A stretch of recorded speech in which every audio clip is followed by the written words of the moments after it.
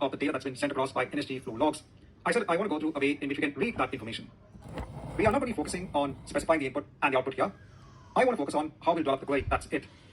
I've already added the first set of steps that we're going to write when it comes onto our query. I will upload sample data. Right? I'll choose that JSON file that I uploaded. Click on OK.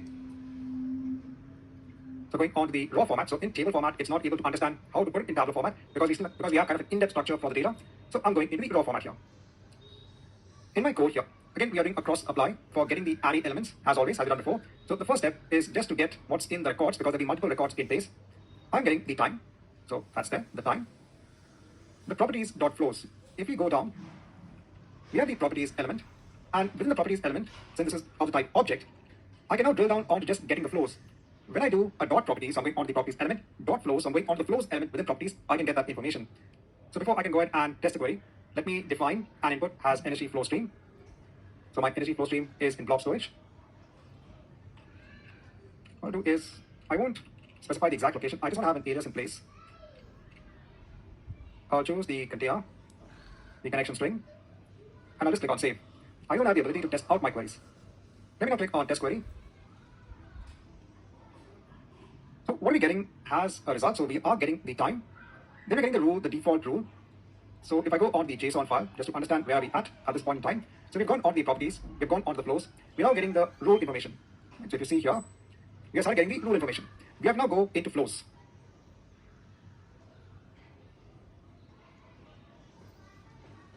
So in the prior chapter, we had done kind of research on the data that's coming in when it comes onto NSG flow logs. We have quite a deep structure when it comes onto the data itself. And the data of interest is for each of the record sets, so we need to get this information. Hence, we need to write a query that can go ahead and drill down and get this information accordingly. So if you go on to the next set of records, you will see you have, again, information within the flow itself. Now, I'm just going to give an example on how we can get this information. Again, you might find a more easier and better approach. I said I just want to give an example on how we can get that flow information from within the records. First and foremost, I'm just going to get the record type. First of all, I'm getting the get array elements and doing the cross apply for our records, which is seen earlier on. Everything is, again, within an array of records here.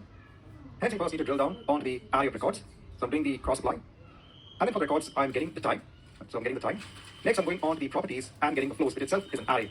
Going back here, you will see that I'm going on to dot properties because it is a property of basically my records in my array. My properties has a property itself of this JSON object, basically a key. And then dot the flows, and this is also an object. If I go ahead and quickly just test the query against the data that I have. So I'm getting the recorded time, and now I'm getting the flows. In the flows, it's again an array, as you can see here. And within the array, I'm getting the rule, and again, the flows, which itself is an array. I will now break down, again, this flows. Instead of actually breaking down the flows here itself, like in this, we can actually break down our entire query in the form of stages. Like this as an example, using something known as bit clause. So I bring it down into something that I call stages. And for each stage, we are trying to work with, certain aspects of our data. So the first stage was just to get the record time and just the flow information. I can put this within a with clause and say that, let's define this as stage 1 of our entire flow. I can close it down here. If I just do a select star from stage 1, I can test my query. I should get the same information, but what I've done now is I've just defined this as a stage in my entire query. So I've not completed my entire query as to what I want to achieve. I just define it as a stage. I define it as a data set. And then I'm selecting all the records from my data set. So I'm trying to split up my data set into different stages. So instead of select star, I'm saying let's get the recorded time that we have here. Since each flow is again an array. So going back here, right, each flows basically is an array. And by default, in the array, we have everything defined in the first position, right, the 0 index of the array. So in arrays, we can have multiple elements in place, each of them occupying the index position of, let's say, 0, 1, 2, etc. Here, I only have basically one element within the flow, within the array itself. We then can access this via the positioning of accessing the array element at the index position of 0. That's why I'm saying that. Let's go ahead and get the array element from flows, which you've got over here, the 0 index at the 0 index position, and let's map it again as flows.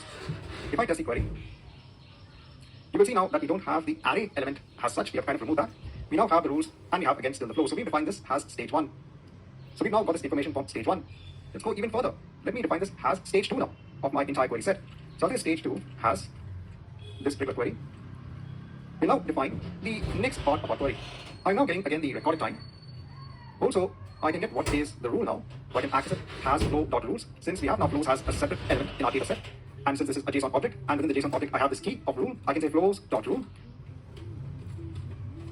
Again, the reason why I need to put this within square brackets is because rule is, again, actually kind of a reserved keyword within Azure Stream Antics. Hence, I need to escape this with these square brackets.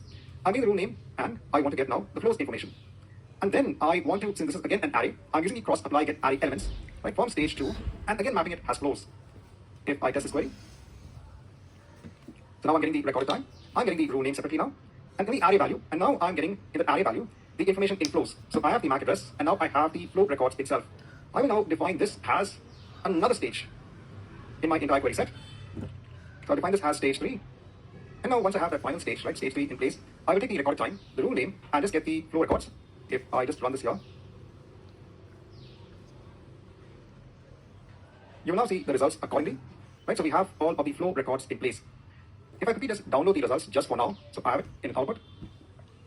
I'll show it in my downloads folder. I'll open this in Visual Studio Code. What we got right now is, let me just try to also format this. So like we go on the command palette. I'll format the document. Then we go right on top.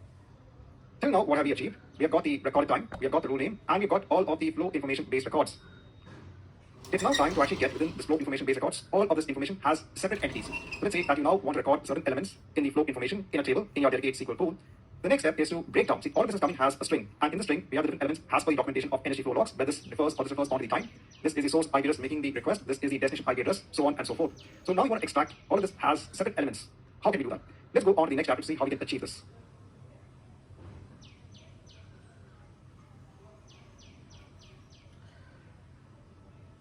Now, in the prior chapter, we've gone ahead and reached a point in our query where we got the recorded time, the rule name, and the information about the flows within an array. Let's break it down further so we can get, this entire string as, let's say, maybe separate elements, so we can actually split up and get, let's say, what is the source IP address for each request, what is the destination IP address, etc. I said if you want to go ahead and put that in a table in a dedicated SQL pool.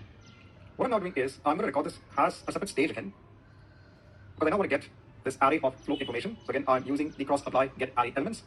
And then finally, in my final query, getting the results from stage 4, getting the recorded time, the rule name, and the array value. So now as the array value, I'm getting all of this has separate elements now. Now please note that I advise you to go ahead and I said take the query piece by piece, execute the query and seeing how we're handling the data. So that's how I basically wrote this query. I went step by step, seeing how I could break the different elements of the JSON data that I have.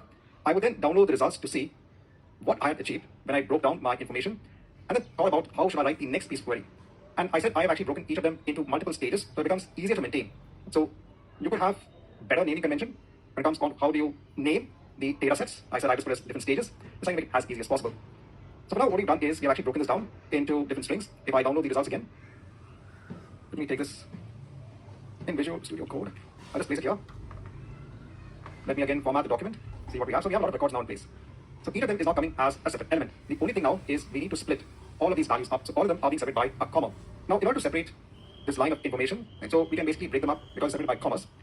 I'm going to create something known as my own user-defined function. So within Azure Stream Antics, you have many inbuilt functions in place. But let's say you have a requirement, and none of the inbuilt functions actually meets your needs. Then you can actually go ahead and build your own user-defined function. So just as an example, I'm going to define a user-defined function that will help me break the different parts of that string when it comes onto the flow information, so that we can process it accordingly separately. I'm going to go on to functions.